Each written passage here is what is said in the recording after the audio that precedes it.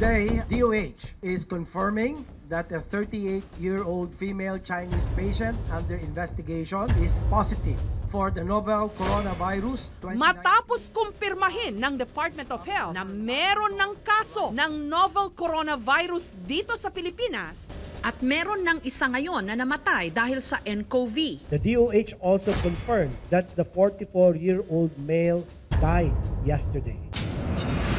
Hinikayat ang publiko na para makaiwas sa virus, ugaliing maghugas ng kamay, iwasan ang matataong mga lugar, kumain ng masustansyang pagkain, at laging maging hydrated. Uminom ng sapat na tubig, pati na fruit juice na mayaman sa bitamina. Kailangang palakasin ang ating resistensya para hindi tablan ng sakit. Pero papaano?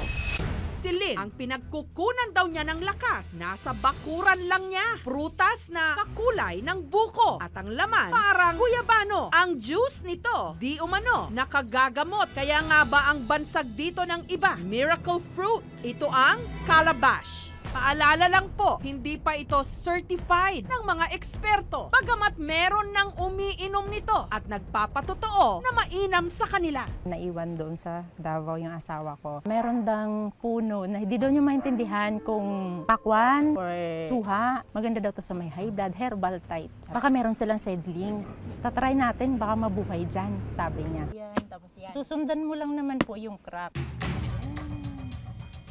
Ang kinayod na laman ng calabash,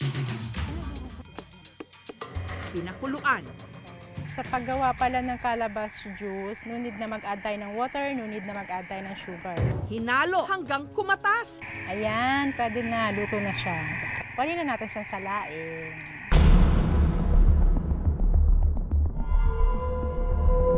Kada araw, umiinom daw si Lynn ng 3 maliliit na baso nito.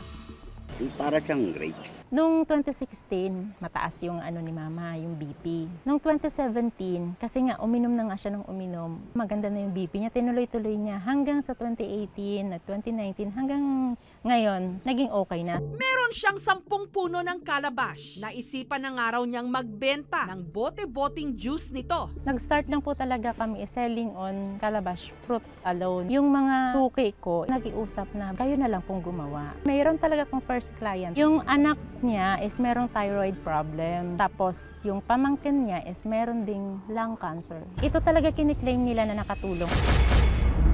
Ang mga damo na dinadaan-daanan lang noon na minsan na rin nating naitampok dito sa ating programa dahil di umano nakapagpapagaling ng samut-saring mga sakit. Aba, ibinibenta na rin pala ngayon sa Quiapo. Ito ang damong paragis. Si Marilu, ang benta kada tali ng paragis, etne 20 pesos. Nagtitinda ako niyan para makatulong ako sa kapwa ko may karamdaman. Kung walang pang ospital, gahanap sila ng mura, mabisa para sa sakit nila. Sa kidney, sa infection sa ihi, sa asthma, bukol sa matres, diabetes, rayuma.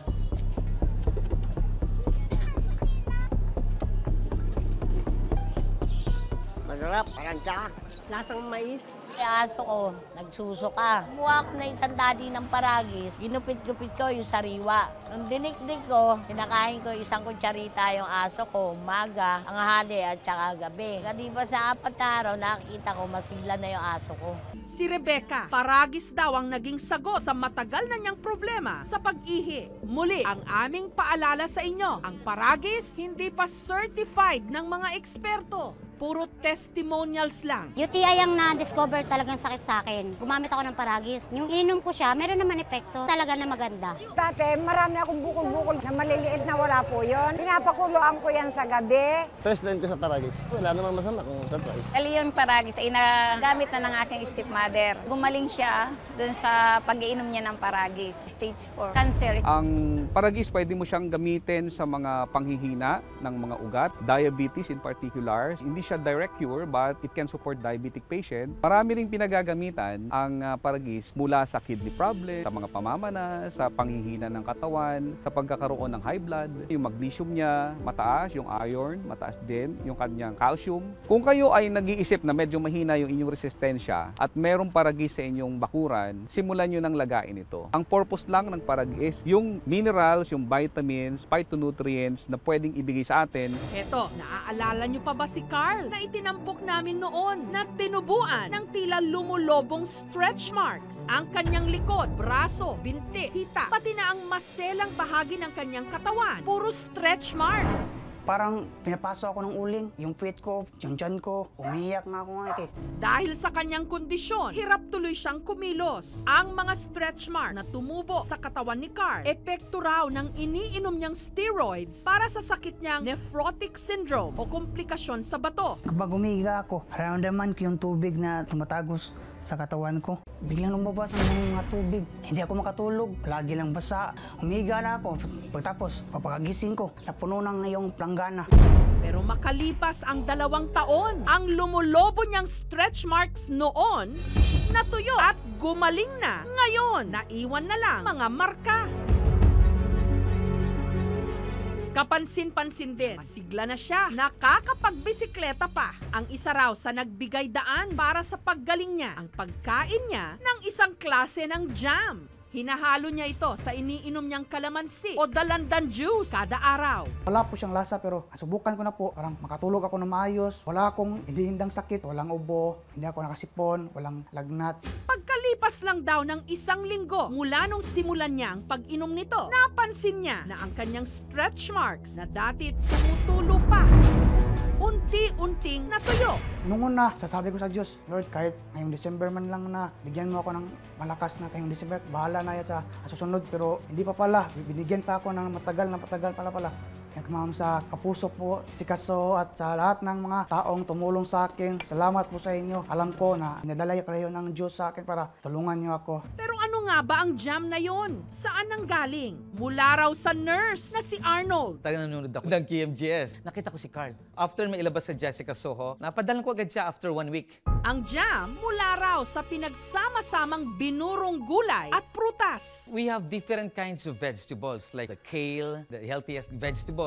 Ito yung yakon, mga root crops, soya, yung raisins, that's very healthy. Meron pa kami nilagay ng mga prutas na very rare. Seaweeds, nag-start ako 2002 of my research. Then 2005, halos na perfect ko na. And they find out na meron akong fatty liver. Sad to say, there's no cure for a fatty liver. So na-develop ko, ginamit ko siya. Hanggang ngayon, I use this. Kaya tingnan mo naman ako, hindi ako tumatanda. Like for example, the dengue. Kanyang-kanyang ipatas ang platelet nito. Muli, ang aming paalala. Testimonial lang po ito ni Carl. Gayunman, paglilinaw niya mismo, hindi lang ang jam na ito ang nakapagpagaling sa kanya. Ang pag-inom niya nito, sinabayan din daw niya ng madalas na pagkonsulta sa doktor at chemotherapy. Napapacheck up po ko ngayon ng mga every month po. Nagkikemo pa rin ako ngayon sa maintenance. Palagi din ako nag-exercise at kumain ng mga gulay. Ayon kay Dr. Jaime Galvestan, dating DOH Secretary, ang makatutulong daw para mapalakas ang ating immune system, makikita lang sa ating tahanan o bakuran. Gayunman, may paalala si Dr. Galvestan sa pag-inom ng kung ano-anong mga concoction katulad ng juices o mga katas. Sa ngayon, wala pa talaga tayong mapapatunayang halamang gamot, prutas sa gulay na nakakagamot ng coronavirus. Nakakatulong sila sa pag-iwas ng pagkakaroon ng sakit ng coronavirus. Pampatas ng immunity, umaasa lang tayo sa mga fruits and vegetables. Mahalaga pa rin ang mga tulog, 8 hours of sleep in total darkness, exercise, physical activity. Ang problema natin kasi dyan sa mga herbal concoctions na tinatawag natin ay yung proseso ng pag-concoct. Baka mamaya may mga bakterya na naiwan dun sa dahon. Huwag po tayong basta-bastang pumitas, gumawa ng sarili nating mga gamot para tulungan ang ating katawan. Magtanong din po tayo sa mga professionals tungkol dito. Pero ang Department of Health, inihikayat tayong kumain ng maraming malunggay. Lalo na ngayon, mayaman kasi ang malunggay sa napakaraming mga bitamina na higit natin kailangan ngayon. Masustansya na, mura pa. Ito ang tunay na grasya para sa ating mga Pilipino. Matagal nang sinasabi ng ating mga ninuno at ngayon pinatototohanan ng ating mga eksperto sa kalusugan. Ang malunggay Bow! Mga kapuso, kung nagustuhan niyo po ang videong ito, subscribe na sa GMA Public Affairs YouTube channel and don't forget to hit the bell button for our latest updates.